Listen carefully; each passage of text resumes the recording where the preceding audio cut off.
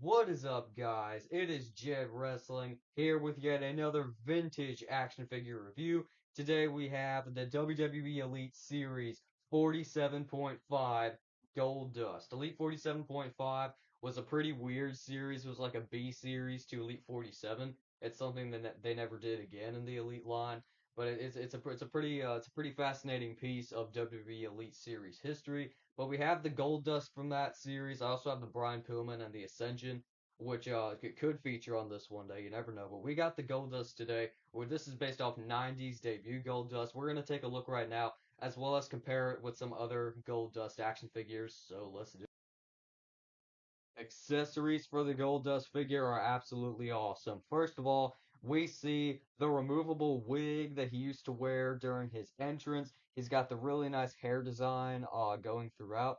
And obviously this is an accessory like the wig. They didn't include this with too many Goldust figures. I think the only ones we ever saw were the Elite 6 and then the Elite 29. I believe those are the only Goldust we ever saw wigs with, and this is also, I think, the only one that we saw this specific mold with. And it's really cool, really spread out hair on the back. Obviously, it's not real hair, but this is the wig he used to put on during his entrance during early days Goldust, even like throughout the years.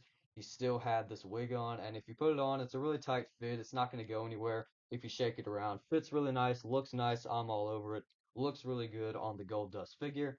Speaking of looking really good, you got this robe which is absolutely amazing. Fully cloth sequence robe, three different materials on it, literally.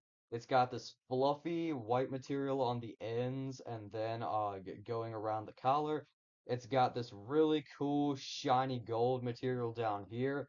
And of course, this is where it velcros up in the middle. And then if you look to the back, you can see, first of all, he's got the really nice silver and black Goldust logo on the back, and he also has this ribbon on the front that you can tie up, tie it around the waist of the Goldust figure, and he'll be wearing the robe. This robe is absolutely awesome. Easily the best robe that we ever saw with the Goldust figure, but just like with the wig, it fits nice, looks absolutely amazing. Like you can't tell me that this isn't an absolutely insane cloth good. Looks amazing. I absolutely love that robe. That is what makes the figure, in my opinion. That robe is awesome. This Goldust figure is pretty decently rare and a figure that I wanted and tracked it down for so long. I was finally able to get my hands on it in the package in, I believe, 2018. It came around in 2017. I got it the next year in 2018. Wanted this forever. Like Elite 47B had just gotten released, and I'm like, oh my gosh, I want that Goldust figure. It's like his classic look. I want that. It's so cool. Was finally able to get my hands on it.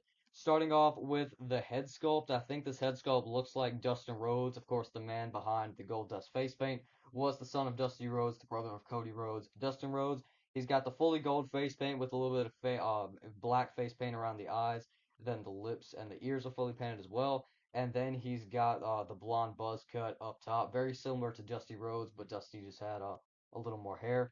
Yeah, and he's got a little bit of a neck poking through the bodysuit, and the front of the neck is painted with the gold face paint, and on the back it's just skin tone, if you can see that, which I find very interesting.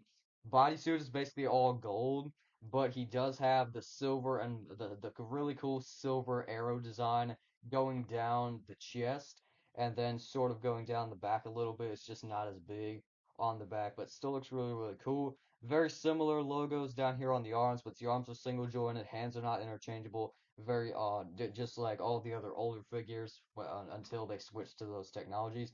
I always thought the shoulders were a little big on this figure. Like you just like put it back and then you see like the shoulder like the pretty big shoulders. I always thought the shoulders were a little oversized. Like compared to this like basic Gold Dust, you can see like I think the shoulders are a little oversized on this figure. That's probably my only gripe with the figure as a whole. The pants are 100% gold. They don't have any logos on them whatsoever. Articulation's pretty decent. I believe he is on acorn joints, which still move better than modern day ball joints, if I'm being totally honest. He's got the gold boots with the silver design and the black on the bottom. This is a very awesome Gold Dust figure, especially when you have the accessories on. But like even if you've got no accessories, you can get some cool posing out of it. You can get some cool photography. Let's put the accessories on right now, as well as get possibly an Intercontinental Championship to put with this figure. Here is Goldust with the robe and the wig. as well as the Intercontinental Championship. Obviously, it's not fully accurate because not only does it have the updated WWE like modern day logo in the center, the strap is also white.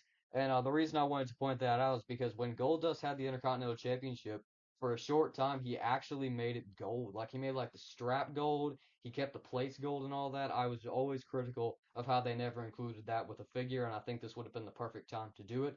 The gold Intercontinental Championship with the gold dust would have been really, really nice.